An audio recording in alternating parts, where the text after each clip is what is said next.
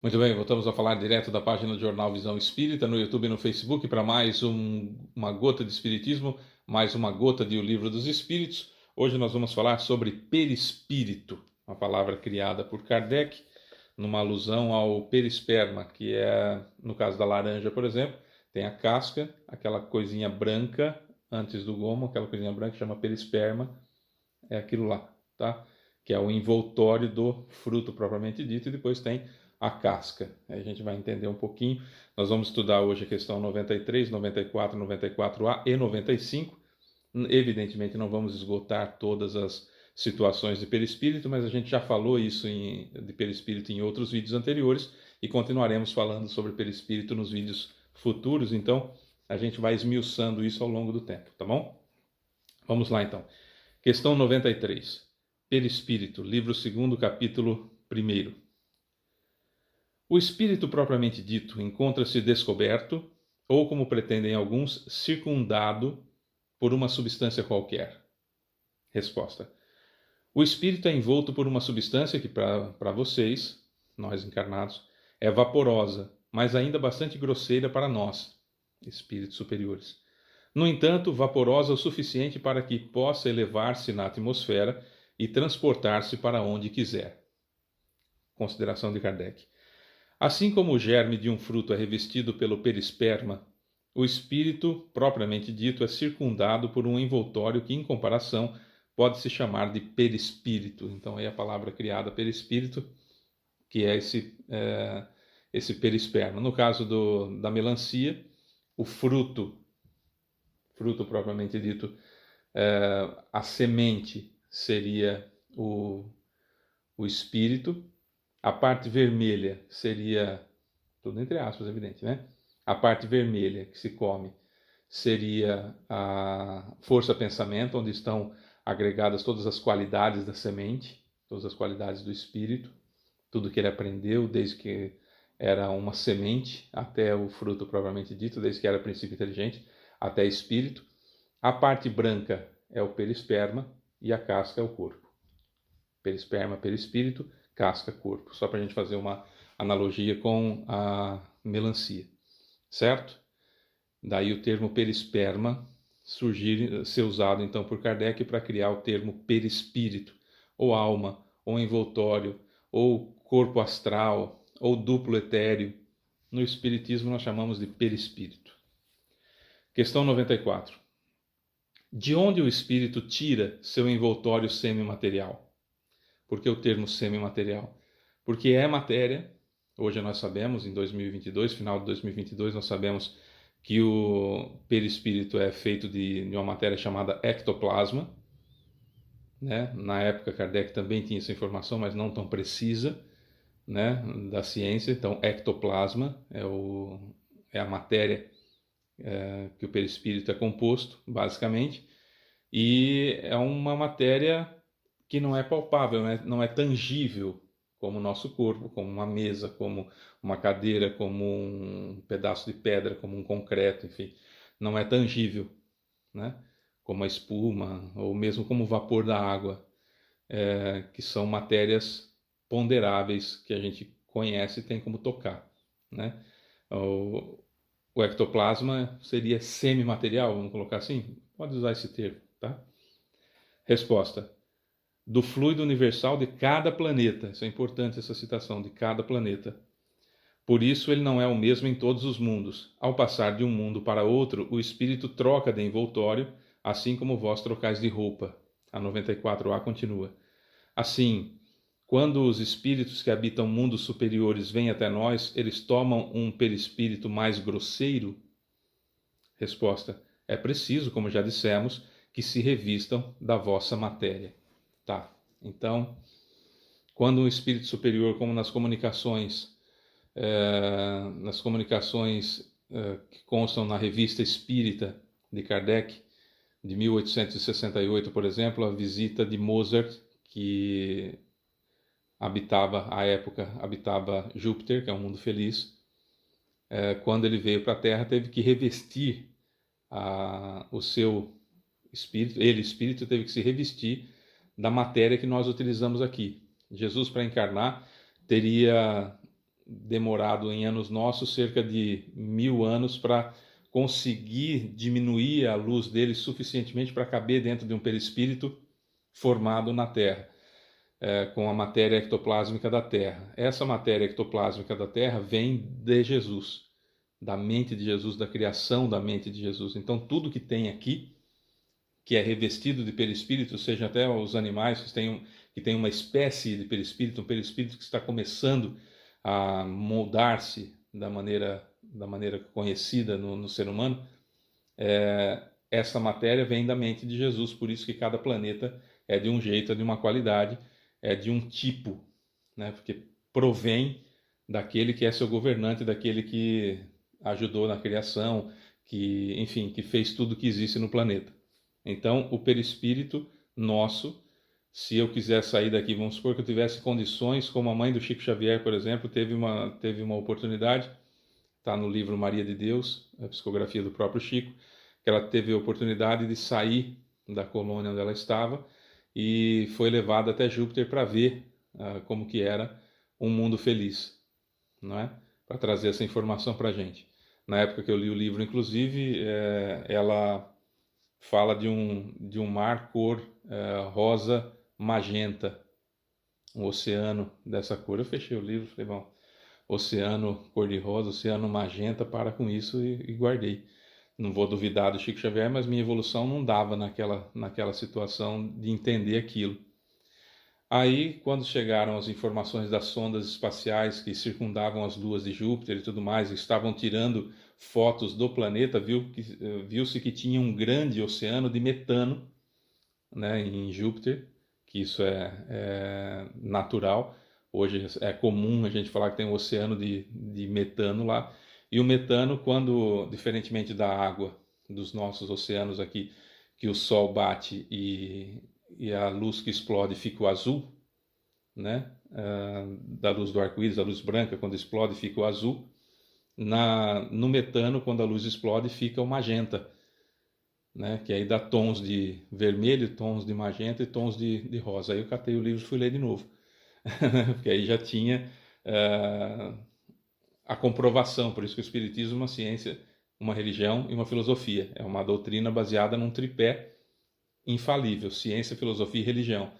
Aí, quando eu só tinha a religião, que era o livro na psicografia do Chico Xavier, da mãe dele ter ido para Júpiter, e eu não tinha a ciência, eu guardei para mim, não falei nada, não duvidei, simplesmente falei, não é para minha evolução ainda. Quando veio a comprovação da ciência, beleza, voltei a ler o livro e estou comentando dele para vocês. Então, ela teve que se revestir de outro perispírito, auxiliada por espíritos superiores, evidentemente, e isso não é demorado, é uma coisa relativamente simples de fazer para espíritos superiores. O espírito atrasado não consegue sair muito da situação que ele se encontra, até porque o perispírito dele é muito denso, ainda nossos sentidos não os percebem, mas o perispírito é muito denso, quanto mais atrasado o espírito é. Então, esse perispírito denso não consegue, às vezes, transpassar uma parede, não consegue transpor uma porta, não consegue se elevar no espaço, não consegue volitar, que é voar em pé, não consegue se teletransportar, né? Onde eu penso, eu estou, que a gente estudou nos vídeos anteriores, onde eu penso lá, eu estou, eu, espírito, estou onde eu penso, que a gente falou até da noite difícil, né? Que a gente está dormindo e quer correr e não consegue, enfim, a gente explicou como é que faz, as técnicas que a gente faz para poder acordar e tudo mais. Esse perispírito é de acordo com o planeta que a gente se encontra, de acordo com a evolução que a gente se encontra. Quanto mais evoluído, mais vaporoso é esse perispírito, mais transparente, menos denso, mais etéreo é a palavra. Então eu tenho mais liberdade para ir daqui a colar, de colônia para colônia. Enfim, quando Francisco de Assis chega na colônia para explicar os trabalhos que seriam feitos lá na Malásia, no tsunami de 2004, ele chega numa situação que seu perispírito é algo extraordinário. E tem um outro ser mais evoluído que se manifesta nessa reunião para explicar os trabalhos socorristas que aconteceriam lá em Sumatra, na Malásia, no tsunami, que ele utiliza de um mecanismo, né, quase que um mecanismo de materialização, como se fosse um mecanismo de materialização, tamanha a sua evolução, tamanha a sua amplitude, que ele precisa de um equipamento para fazer o perispírito dele ficar visível para as pessoas que estão na colônia espiritual, que vão trabalhar no resgate das vítimas do tsunami. Só para você ter uma ideia, né, da necessidade que cada planeta tem para que os espíritos, para serem vistos, notados e estarem no local, precisam se revestir da matéria do local. Então, se o espírito quiser se materializar aqui ao meu lado agora, ele vai utilizar, se eu fosse, né, um médium de efeito físico, utilizaria os fluidos que o médium de efeito físico esparge, que sai dele, e aí revestiria o perispírito com essa matéria, a luz bateria nele, refrataria e nós perceberíamos ele aqui materializado do meu lado, em pé aqui do meu lado, como se estivesse encarnado. Na colônia espiritual aconteceu a mesma coisa. Espíritos ali de médiums, especialistas nessa situação, doaram o fluido espiritual, semelhantemente ao exemplo que eu acabei de dar aqui da materialização, para que então revestisse o perispírito extremamente transparente, extremamente vaporoso desse espírito evoluído, dando-lhe a forma perispirítica para ele poder fazer a palestra que ele faz, que é lindíssima. Está no livro... Oh, meu Deus! No livro do Manuel Filomeno de Miranda, Transição Planetária, psicografado por Divaldo Pereira Franco, um livro extraordinário, fabuloso, que conta o trabalho no mundo espiritual quando aconteceu o tsunami de 2004. Então, é extremamente importante a gente saber o que está acontecendo. Sabendo do perispírito, a composição do perispírito, como que ele funciona e tudo mais, a gente entende a necessidade do aparelho para que o espírito evoluído aparecesse lá na colônia e desse a palestra e as instruções para todos do funcionamento do resgate, de como seria o resgate e tal, a gente começa a entender e fica natural quando se lê o livro. Se eu ler esse livro sem o conhecimento do perispírito, vai ficar um negócio fabuloso, bonito, e eu vou acabar acreditando que vem extraterrestre dando comunicação parecendo um robô. Oi, eu sou Chances e estou aqui para falar com vocês que os extraterrestres, etc, etc, e a gente acaba acreditando nessas tolices. Tem que tomar muito cuidado mesmo, e o estudo do Livro dos Espíritos ajuda uma barbaridade a gente não embarcar nas tolices de pessoas obsidiadas, né? É complicado. 95. O envoltório semimaterial do espírito assume formas determinadas, podendo ser perceptível?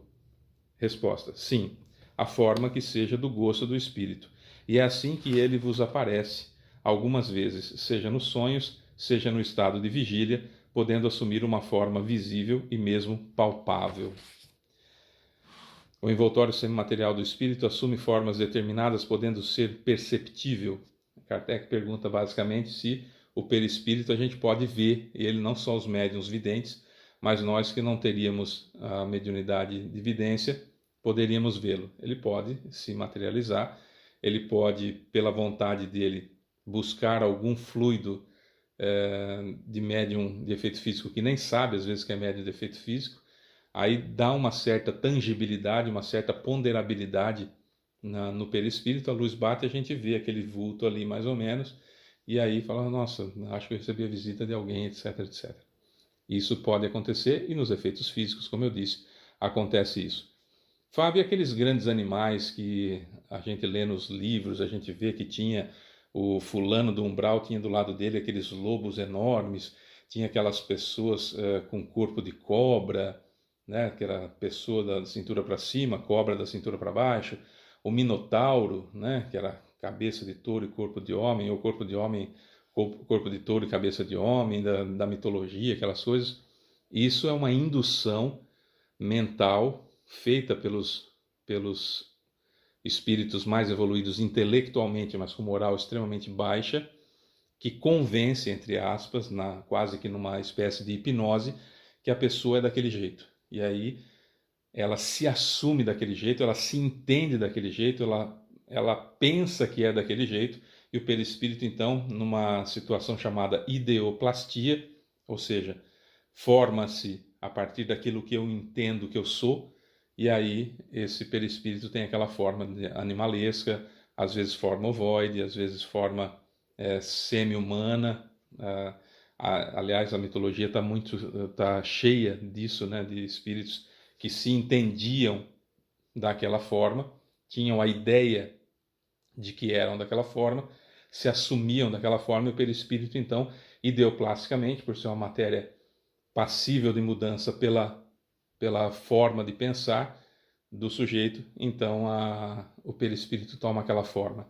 Acontece isso também, por exemplo, o sujeito sofre um acidente de carro, por exemplo, e aí ele não desencarna, o corpo dele não morre na hora, né? Ele ainda se vê todo machucado, todo estrupiado, é a palavra que se usa normalmente, e aí o corpo morre. Ele acaba desencarnando, mas ele se viu, antes de morrer, ele se viu com a perna esmagada, com o braço esmagado, todo sujo de sangue, todo machucado. Ele se vê daquela forma, se percebe daquela forma, se entende daquela forma. Portanto, quando ele desencarna, o perispírito dele fica com aquelas formas como ele se entende.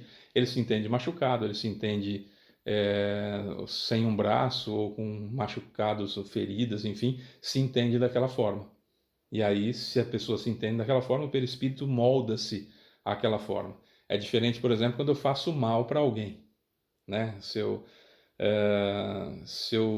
agrido alguém até a morte, com a satisfação disso, dando soco naquela pessoa e tal, dando soco, dando chute, o meu perispírito vai ficar com manchas gigantescas da maldade que eu fiz. Isso é outra coisa.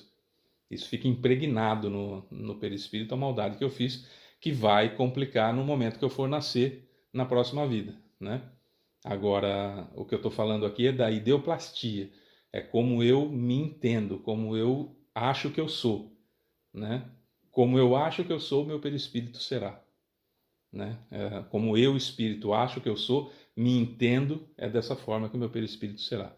É um assunto que requereria mais atenção, mas como a gente vai falando sobre isso em vários outros vídeos para frente, né, que a gente vai entrar em vários outros assuntos, como agora, por exemplo, diferentes ordens de espírito, a gente vai falar sobre perispírito de novo, a gente vai falar, sempre a gente vai estar comentando sobre perispírito, então ele vai se diluindo ao longo dos vídeos, senão fica muito grande também, já deu 17 minutos esse daqui. Certo? Essa foi mais uma gota de espiritismo, eu sou Fábio Pereira, e a gente volta amanhã com mais estudo de O Livro dos Espíritos. Um beijo para você que fica, tchau.